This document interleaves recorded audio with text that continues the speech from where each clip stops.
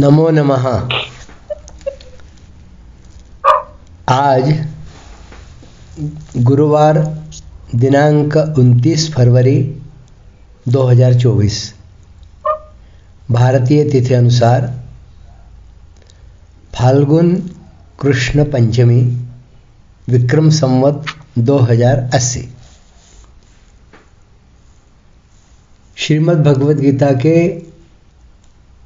8वें अध्याय के 26वें श्लोक की ओर हम लोग बढ़ रहे थे।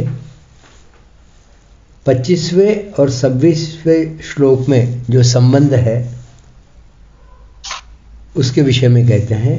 23वें श्लोक से शुक्ल और कृष्ण गति का जो प्रकरण भगवान ने आरंभ किया था उसका आगे के श्लोक में भगवान उपसंहार करते हैं, समापन करते हैं। शुक्ल कृष्णे गति हेते जगतः शाश्वते मते एकया यात्यनावृत्तिम् अन्यया वर्तते पुनः। क्योंकि शुक्ल और कृष्ण ये दोनों गतियाँ अनादि काल से जगत अर्थात प्राणी मात्र के साथ संबंध रखने वाली हैं। इनमें से एक गति में जाने वालों को लौटना नहीं पड़ता और दूसरी गति में जाने वाले को लौटना पड़ता है, ऐसा भगवान कह रहे हैं। शुक्ल कृष्णे गति हेते जगतः शाश्वते मते। शुक्ल और कृष्ण इन दोनों मार्गों का संबंध जगत के सभी चर व अचर प्राणियों के साथ है।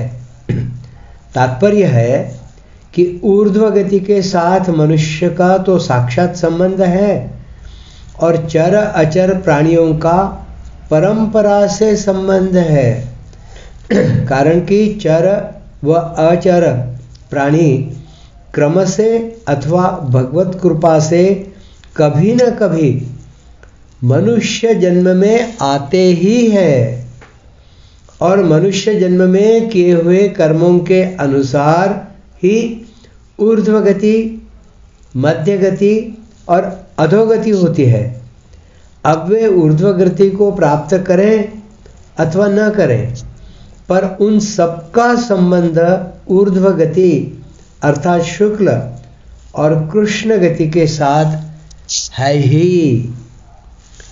जब तक मनुष्यों के भीतर असत अर्थात विनाशी वस्तुओं का आदर है, कामना है, तब तक वे कितनी ही ऊंची भोग भूमियों में क्यों न चले जाएं, पर असत वस्तु का महत्व रहने से उनकी कभी भी अधोगति हो सकती है। इसी तरह परमात्मा के अंश होने से उनकी कभी भी ऊर्ध्व गति हो सकती है। इसलिए साधक को हरदम सजग रहना चाहिए और अपने अंतःकरण में विनाशी वस्तुओं को महत्व नहीं देना चाहिए। तात्पर्य यह हुआ कि परमात्मा प्राप्ति के लिए किसी भी लोक में, योनि में कोई बाधा नहीं है। इसका कारण यह है कि परमात्मा के साथ किसी भी प्राणी का कभी संबंध विच्छेद होता ही नहीं। अतः न जाने कब और किस योनि में वह परमात्मा की तरफ चल दे। इस दृष्टि से साधक को किसी भी प्राणी को घृणा की दृष्टि से देखने का अधिकार नहीं है।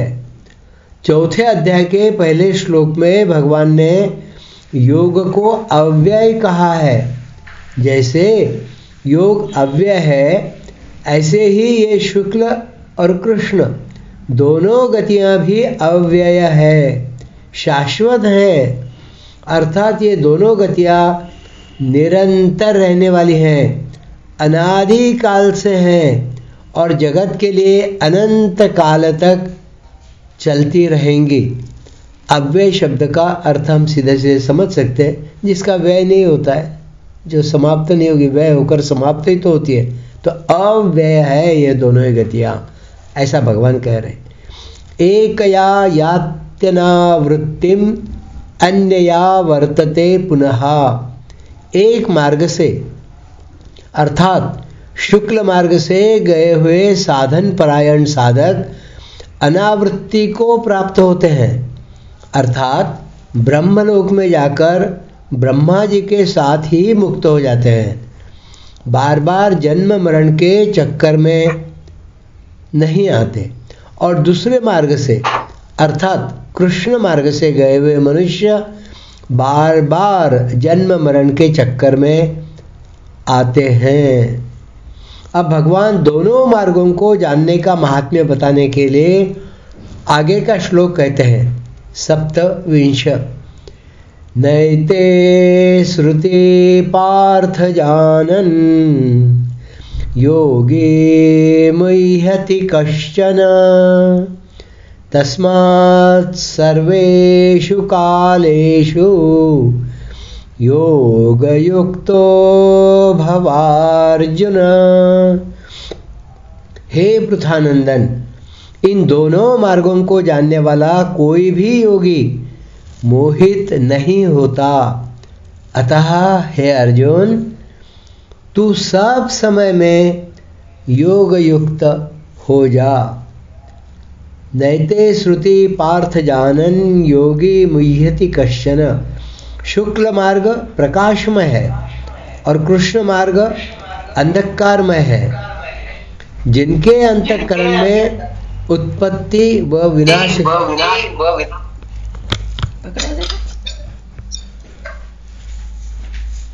जिनके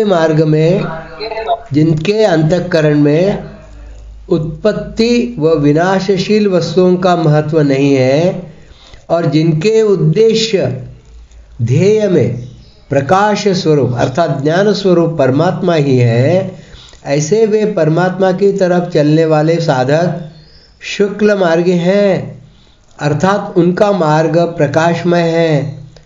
जो संसार में रचे पचे हैं और जिनका सांसारिक पदार्थों का संग्रह करना और उनसे सुख भोगना ही ध्येय होता है, ऐसे मनुष्य तो घोर अंधकार में हैं ही।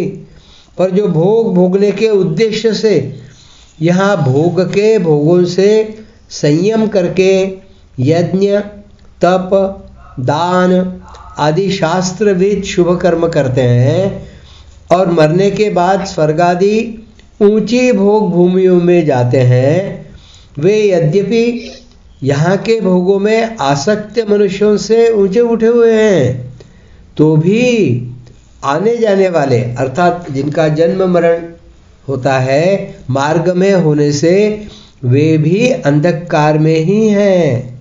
तात्पर्य है कि कृष्ण मार्ग वाले ऊंचे ऊंचे लोकों में जाने पर भी जन्म मरण के चक्कर में पड़े रहते हैं। कहीं जन्म गए तो मरना बाकी रहता है और मर गए तो जन्मना बाकी रहता है। ऐसे जन्म मरण के चक्कर में पड़े हुए वे कोल्हू के बैल की तरह अनंत काल तक घूमते ही रहते हैं। इस तरह शुक्ल और कृष्ण दोनों मार्गों के परिणाम को जानने वाला मनुष्य योगी अर्थात निष्काम हो जाता है, भोगी नहीं। कारण कि वह यहाँ के और परलोक के भोगों से ऊंचा उठ जाता है, इसलिए वह मोहित नहीं होता। सांसारिक भोगों के प्राप्त होने में और प्राप्त न होने में जिसका उद्देश्य निर्विकार रहने का ही होता है, वह योगी कहलाता है। तस्मात् सर्वेषु कालेषु योग युक्तो भवार्जुन। जिसका ऐसा दृढ़ निश्चय हो गया है कि मुझे तो केवल परमात्मा तत्व की प्राप्ति ही करनी है, तो फिर कैसे ही देश काल परिस्थिति आदि के प्राप्त हो जाने पर भी वह विचलित नहीं होता। अर्थात उसकी जो साधना है वह किसी देश काल घटना परिस्थिति आदि के अधीन नहीं होती। उसका लक्ष्य परमात्मा की तरफ अटल रहने के कारण देश व काल आदि का उस पर कोई असर नहीं पड़ता। अनुकूल व प्रतिकूल देश काल परिस्थिति आदि में उसकी स्वाभाविक समता हो जाती है।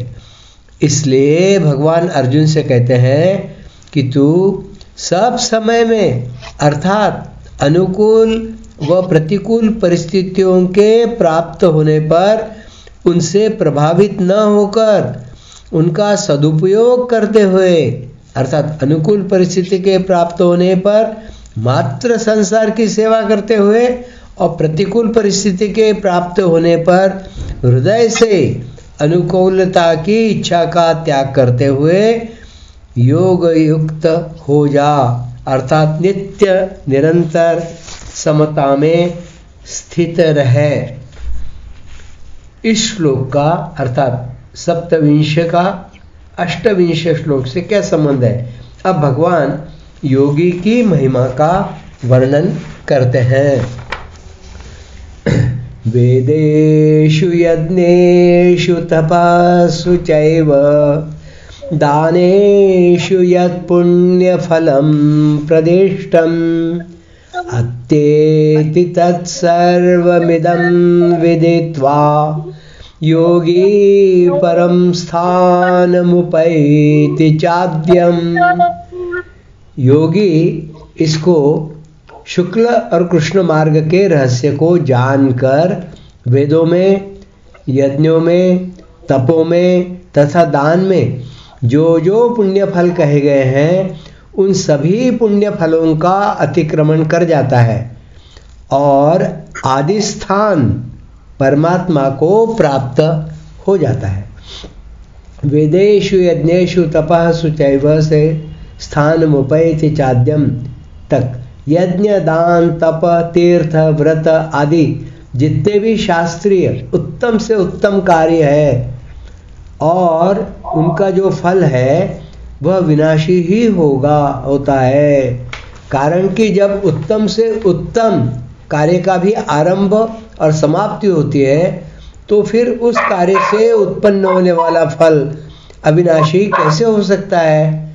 वह फल चाहे इस लोक का हो, चाहे स्वर्गादि भोग भूमियों का हो, उसकी नश्वरता में किंचित मात्र भी फर्क नहीं है। जीव स्वयं परमात्मा का अविनाशी अंश होकर भी विनाशी पदार्थों में फंसा रहे तो इसमें उसकी अज्ञता ही मुख्य है। अतः जो मनुष्य 23वें श्लोक से लेकर 26वें श्लोक तक वर्णित शुक्ल और कृष्ण मार्ग के रहस्य को समझ लेता है वह यज्ञ, तप, दान आदि सभी पुण्य फलों का अतिक्रमण कर जाता है।